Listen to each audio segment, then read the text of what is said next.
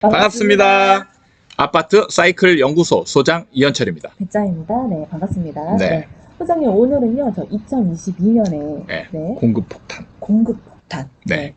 2022년에 예정된 공급 폭탄. 네. 네, 이 얘기를 해보려고 합니다. 아니, 저- 공급 부족이라고 얘기하는데 무슨 공급 폭탄입니까? 제가 얘기하려는데 22년 공급 폭탄, 이 이상한 조합. 네. 네. 하지만 실제로 들여다보면 정말 공급 폭탄이 맞더라고요. 네. 다들 부족하다고 할 때 저희는 또 많다고 얘기하는. 네. 어떻게 얘기가 흘러갈지 네, 네, 궁금합니다. 네. 22년 소장님 공급 폭탄 도대체 무슨 얘기죠? 여기서 이제 먼저 여러분들이 아셔야 될 게 뭐냐면 아파트 이제 신규 공급이 네. 공급을 얘기할 때 어떤 거를 얘기해야 되는지를 명확히 구분을 해야 되는데 네. 이제 많은 분들이 혼동을 하는 게 분양과 입주. 입주 물량이라고 하죠. 입주 물량과 분양을 혼동해서 쓰거나 그냥 동일시해서 쓰거나 네. 이렇게 하는 경향들이 많거든요. 명백히 구분을 해야 됩니다. 구분을 해야 될 필요가 있는 게 사실은 우리가 집이 필요해서 이 가격을 논하는 게 아니거든요. 네. 집이 생긴다 해서 가격이 결정되는 게 아닙니다. 정확히 시장에서 매매되는, 매매돼서 이 누군가가 팔려고 하는 거를 사면 여기서 가격이 결정되는 거거든요. 네. 그래서 시장에서 사고 파는 이 행위 자체가 중요한 거예요. 우리가 지금 가격을 논할 때는 집이 중요한 게 아니고 집은 임대로도 얻을 수 있고 매매로도 얻을 수 있고 여러 가지 방법이 있단 말이에요. 그렇기 때문에 그냥 집이 생긴다. 사실 입주 물량은 집이 없다가 생기는 순간이죠. 그래서 많은 사람들이 이제 착각하는 게 이 집이 생기는 거니까 공급이다. 네. 이렇게 이제 생각하는데 문제는 달라요. 이게 이제 거래가 되느냐. 거래는 언제 되느냐. 분양에서 되는 거죠. 분양. 그래서 실질적인 공급은 뭐냐. 이제 분양이에요. 근데 그럼 입주 물량은 공급이 아예 아니냐. 아니죠. 네. 아니에요. 입주 물량은 전세 물량. 제가 이렇게 외우지 말라고 했잖아요. A는 B다. 이렇게 얘기하지 말라고 했는데 네. 사실은 이제 입주 물량은 100% 임대 공급이 맞습니다. 네. 매매 공급 역할은 그럼 안 하느냐? 네. 하죠. 왜 안 합니까? 하는데 시기에 따라서 그 물량이 완전히 다르다는 거예요.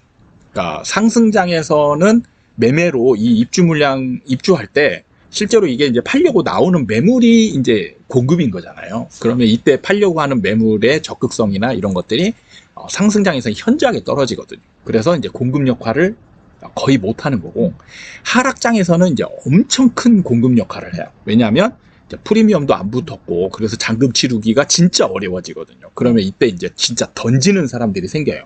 그래서 하락 시기에는 이제 입주 물량이 공급 역할을 하게 됩니다.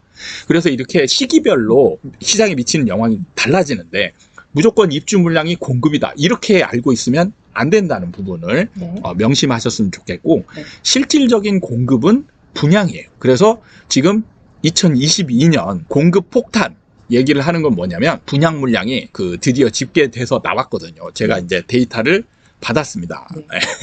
그래서 이제 이 데이터를 어디서 받았냐? 분양 물량은 사실 바로 다음 해 거를 이제 건설사들이 이제 계획을 잡거든요. 네. 그래서 이 집계가 12월 말에 나와요. 그 부동산 114하고 연합뉴스 이 두 회사가 이제 합작을 해서 조사를 합니다. 그래서 일일이 건설사에 다 전화를 한다고 하더라고요. 전화를 해서 뭐 예를 들면 힐스테이트 전화해서 힐스테이트 니네는 어디에 몇 세대 정도 분양을 할 예정이냐.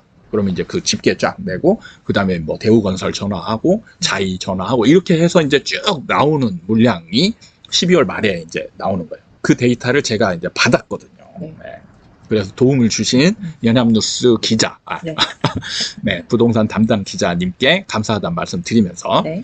우리 영상에서 처음으로 이제 데이터를 활용한 영상을 드디어 이제 역사적인 날이네요. 드디어 이제 실행하게 됩니다. 그래서 한번 데이터를 한번 보도록 하겠습니다. 네. 자, 이제 보이시죠? 네. 이게 지금 2022년 민영 아파트 분양 예정 아파트 도시별 물량이 나와 있어요. 첫 번째는 2021년 실적이고 두 번째 칸에 이제 2022년 계획이 있는데 자, 2022년 계획을 보면 자, 옆에 이제 바로 작게 이제 정리가 잘 되어 있어요. 경기도가 11만 9천.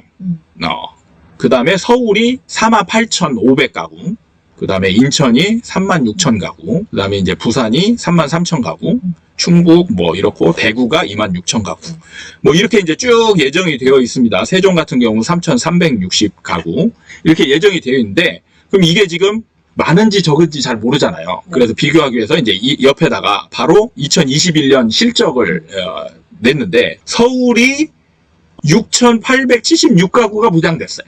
1년 동안에. 네. 예. 근데 이제 예정이 48,000입니다. 무려 몇 배죠? 8배? 네.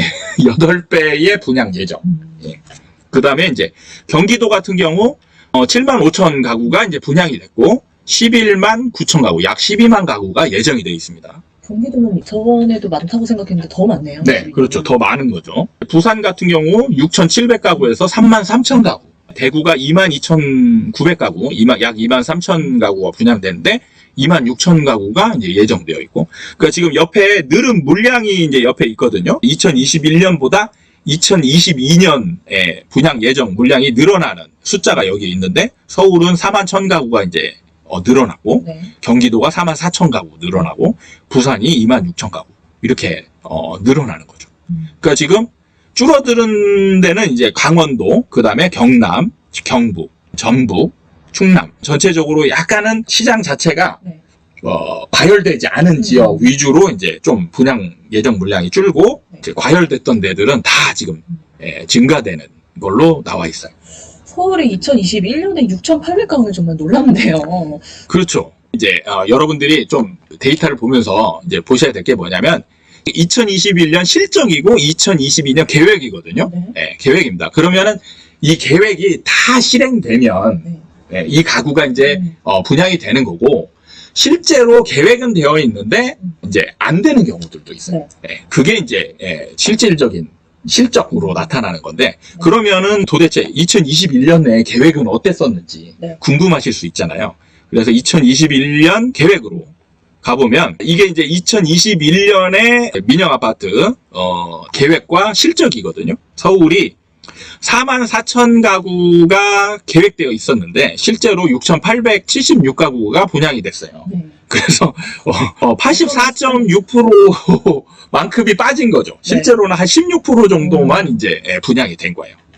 밑에 부산 같은 경우도 2만 5천 가구가 예정이 됐었는데 실제로 된 거는 6,700가구 이렇게 이제 분양이 됐었고, 대구 같은 경우는 이제 거의 많이 됐었죠. 네. 3만 1천 가구가 됐는데 2만 2천 가구가 분양이 됐고, 수도권 이제 경기도 쪽을 보면은 26만 가구가 예정되어 있었는데 11만 4천 가구가 예정. 네.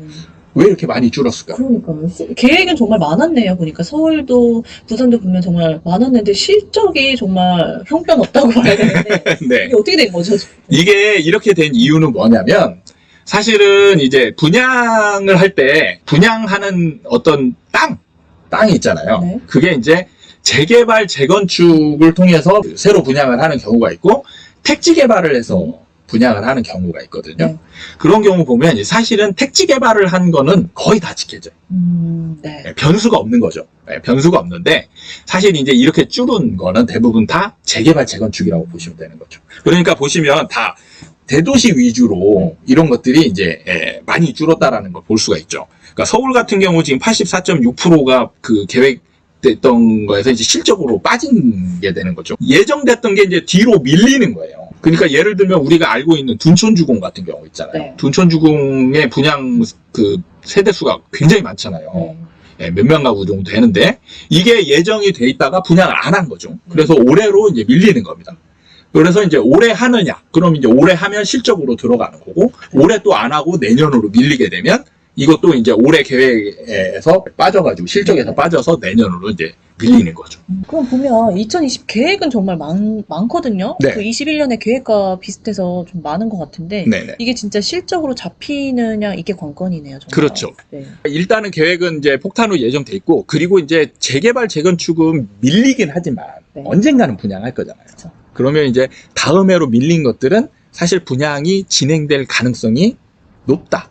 이렇게 보시면 되죠. 실질적으로 둔촌주공 같은 경우도 밀렸지만 사실 올해 안에 분양될 가능성이 굉장히 높잖아요. 네. 지금 뭐 건설사하고 다툼이 있긴 하지만 올해 사실 계속 밀리기만 하면 조합도 손해, 건설사도 손해이기 때문에 뭔가 이제 합의를 볼 가능성은 높아지는 거죠. 그렇다면 이제 이런 것들이 올해 분양할 가능성이 높아진다. 그러네요. 모든 사람들이 올해는 정말 공급이 부족해서 네. 집값은 더 올라갈 것이다 이런 얘기 많이 얘기를 했는데 네. 이 분양의 그 계획을 보니까 네. 그렇지 않다는 점. 네. 딱 보이네요. 또 21년. 그러니까 사실은 많은 분들이 미분양이 나면은 이제 시장이 하락한다라는 얘기는 해요. 네. 그렇죠? 그럼 미분양이 어느 단계에서 나느냐? 입주 물량에서 나는 거 아니거든요. 분양 단계에서 이 미분양이 생기는 거예요. 그래서 실질적인 공급 역할을 하는 거는 분양이에요. 그래서 여러분들이 공급하면 분양 물량을 떠올리셔야 되는 게 맞습니다. 그리고 이제 입주 물량은 공급 역할을 하는 게 시기에 따라서 달라져요. 상승장에서는 공급 역할이 굉장히 약해졌다가 하락장에서는 이제 굉장히 강해지는 거죠. 그러니까 예를 들면 이제 대구 같은 경우가 지금 2024년 같은 경우에 이제 굉장히 많은 입주 물량이 예정돼 있잖아요. 네. 그럼 지금 분위기로 가서 연결이 된다라면 2024년 같은 경우는 이제 2년 후잖아요. 2년 후가 지난 상황에서 지금까지 연결이 된다면 하락 분위기란 말이죠. 그러면 이때 입주하는 것들은 난리가 날 수가 있어요. 이게 진짜 이 분양 실적을 보면서 또 2년 후를 또 생각해 볼 수가 있네요. 네. 오늘은 진짜 그 공급에 대한 정의에 대해서도 좀 깔끔하게 정리를 네. 했고, 이 분양 물량에 진짜 비교를 해서 보니까, 네. 솔직히 경기도는 21년에도 진짜 많다고 생각했거든요. 네. 근데 올해는 더 많고, 그럼 진짜 수도권이 정말 많게 계획이 잡혀 있긴 한 거예요. 그렇죠. 지금 다시 이제 데이터를 보면 서울, 경기, 인천을 합해보면 지금 서울이 48,000 가구, 경기가 12만 가구, 그 다음에 인천이 36,000 가구. 그러면 거의 한 20만 가구. 20만 가구가 실질적으로 이제 서울 수도권에 분양이 예정이 되어 있다라는 거죠. 계획대로만 된다라면 실질적인 공급 폭탄이 될 수가 있어요. 그러니까 이게 보니까 21년에 실적이 전국이 28만 가구였더라고요. 네. 근데 22년에 계획이 40만 가구, 네, 2배의 수치네요, 그렇죠. 진짜. 그러니까 굉장히 이제 많이 지금 예정이 되어 있다. 이런 부분을 놓치시면 안 될 것 같고. 그런 다음에 이제 도시별로 한번 좀 구체적으로 보면 지금 사실 세종 같은 경우가 이제 지금 약간 하락 분위기인데 내년에 분양 예정이 3,300 가구예요. 그 큰 단지로 치면 한 2단지 정도 아니면 3개 정도 이제 현장이 분양을 할 것으로 예정이 되는데 사실은 이제 여기서 중요한 변수가 있는 게 뭐냐면 분양 물량이 많다. 그러면 하락할 거냐? 하락할까요? 또 조심스럽긴 한데 네. 분양 물량만 보기에는 좀 조심스럽지 않나. 네. 이 분양이 어떻게 됐는지를 봐야 되잖아요, 결과를. 네. 다 팔렸는지 소진이 됐는지. 네, 그렇죠. 네, 그걸 봐야 되지 않을까요? 그러니까 여기서 이제 중요한 변수는 또 뭐냐면 분양가예요. 물량도 많은데 분양가가 좀 비싸다. 그러면은 사실 매수자들이 네. 부담을 느낄 거 아니에요. 부담을 느껴서 이제 이게 진짜 올라갈까? 이런 느낌을 받을 때 이제 안 사는 사람들이 생기는 거죠. 그게 바로 미분양이거든요. 그럼 이 미분양들이 나기 시작하면 시장이 본격적으로 이제 하락으로 넘어가는데 여기서 이제 분양가에 대한 변수가 뭐냐? 바로 분양가 상한제죠. 분양가 상한제가 얼마만큼 심하게 들어가 있느냐에 따라서 이제 이 분양 물량이 진짜 효과를 내느냐, 안 내느냐, 이 차이가 나타나는 거죠. 근데 지금 같은 경우 이제 서울 수도권은 다른 지역에 비해서 상대적으로 이제 분양가 상한제가 굉장히 좀 세게 들어가 있는 거죠. 그래서 특히 서울 같은 경우는 뭐 분양하면 로또가 얘기가 나오고 막 이렇게 지금 되고 있는 상황에서 아무리 물량이 많아도 이게 만약에 순위에서 안 팔리면 뭐 전국 단위로 넘어가거든. 순위가 살 수 있는 사람이 줍줍으로 들어가니까 그러면 이제 다 팔리는 거죠. 결국에는. 그러면 엄청나게 이제 열기를 불러일으키면서 팔리게 되면 거기에 또 프리미엄이 붙게 되고 그러면 이 열기가 고스란히 일반 시장으로 이제 전이가 되는 거죠. 그런 부분이 있기 때문에 분양가에 관심을 기울여야 되는데 사실 안타까운 부분이 뭐냐? 이렇게 물량이 나왔는데 여기에 분양가도 딱 같이 정해져서 나왔으면 우리가 이제 그거를 예측하기가 정말 편하죠. 지금 서울에 분양 예정인 데들이 여기 둔촌주공은 저긴데 분양가는 얼마다. 이렇게 되어 있으면 지금 시세 분석을 해가지고 여기는 지금 뭐 로또니까 그럴만하다. 열기가 엄청날 네. 것 같네요. 그러면 뭐 거의 영향이 없을 것 같습니다. 이런 식으로. 네. 아니면 나왔는데 주변은 평당 뭐 7천인데 얘는 거의 뭐 한 7천에 가깝게 이렇게 나온다. 그러면 이제 부담스러울 수도 있거든요. 그럼 이런 게 이제 안 팔릴 수도 있는 그런 게 나오는데 분양가는 딱 청약 당일날 오픈이 되거든요. 맞아요. 네. 그래서 이제 이런 부분이 사실은 미분양이 날지 안 날지를 정확하게 예측하기 어려운 부분이 있습니다. 분양가 또한 중요하다. 또 생각해보니까 올해 이제 대선 후보들이 네. 공급을 다 많이 할 거다 이런 얘기를 했잖아요. 그렇죠. 그럼 이 분양 계획의 실적이 그래도 작년보다는 좀 높지 않을까 이렇게 생각을 해보는데 네. 어떠신가요? 사실 그거는 아까도 얘기했지만 분양이라는 게 택지지구에서 분양하는 거는 계획대로 다 대부분 진행이 돼요. 왜냐하면 변수가 없거든요. 그냥 계획된 대로 그냥 쭉쭉쭉쭉 가면 되는 거죠. 근데 뒤로 밀리는 거는 항상 재개발 재건축의 조합원들의 이제 의견, 이게 완전히 결정되지 않았을 때 원래는 이제 사업 진행 속도로 보면 올해 분양하는 게 맞는 거죠. 조합원들이 지금 분양하는 게 아니다. 내년에 하자. 이렇게 결정이 나면 뒤로 밀리는 거죠. 네. 그거를 정부가 결정하는 건 아니에요. 그렇네요. 네. 그렇게 또 연결을 시켜봤는데 잘못된 연결이었고요. 네, 그러니까 분양 실적으로 진행되는 거는 정부가 예정한 거는 거의 다 된다. 네. 택지 개발돼서 진행되는 거는 거의 다 이제 진행이 되는 거고, 사실 이제 여기에서 구체적인 현장들을 봐가지고 이제 재개발 재건축이 어딘지. 근데 뭐 서울이나 이런 데들은 거의 다 대부분이 네. 재개발 재건축 쪽이니까 진행이 될지 안 될지는 이제 지켜봐야 하는 부분들인 거죠. 어찌됐든 뭐 지금 모든 사람들이 공급이 부족하다 하지만 실제 팩트를 찾아보면 네. 이렇게 부족하진 않다. 네. 네, 계획된 물량은 많다. 근데 이거를 어떻게 펼쳐질지는 좀 더 지켜봐야 된다. 그렇죠. 예, 좀 지켜봐야 이제 그래도 이제 아예 막 예측이 어려운 거는 아닐 수 있는 게 이제 분양가들이 옛날에 나온 그 가격들이 있거든요. 사실 네. 거기에서 크게 벗어날 수는 없어요. 거기보다 더 높아지면 높아지지 떨어지진 않거든요. 이제 그런 부분과 연계해서 살펴보면 될 것 같다. 네. 이런 생각이 듭니다. 알겠습니다. 어떠셨나요? 저희 데이터를 통한 영상. 저를 보고 할 게 아니고 구독자분들한테 여쭤봐야죠. 네, 괜찮으셨겠죠. 뭐 네. 눈으로 딱 보이니까 비교가 네네. 되고 저희가 항상 말로 설명했는데 네. 뭔가 좀 수치화를 보여드리니까 더 이해가 되실 것 같아요. 네. 사실은 컴맹 수준은 아닌데 갑자기 썸네일 보네.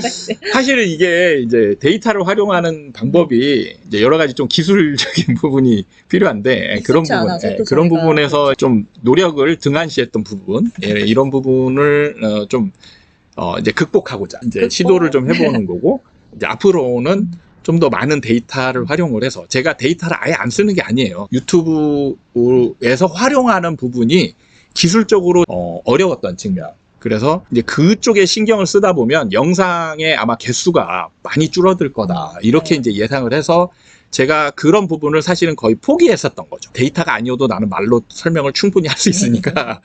네, 일단 그렇게 해서 다가가자. 그렇게 하고 이제 하면서 극복하자. 그래서 이제 지금 이제 극복하려고 하는 시도가 이제 진행이 됐고, 어느 정도 이제 데이터를 활용할 수 있는 준비가 조금 됐습니다. 그래서 앞으로는 여러분들이 좀 이제 아쉬웠던 부분, 데이터를 활용하지 않고 추상적으로만 얘기하냐.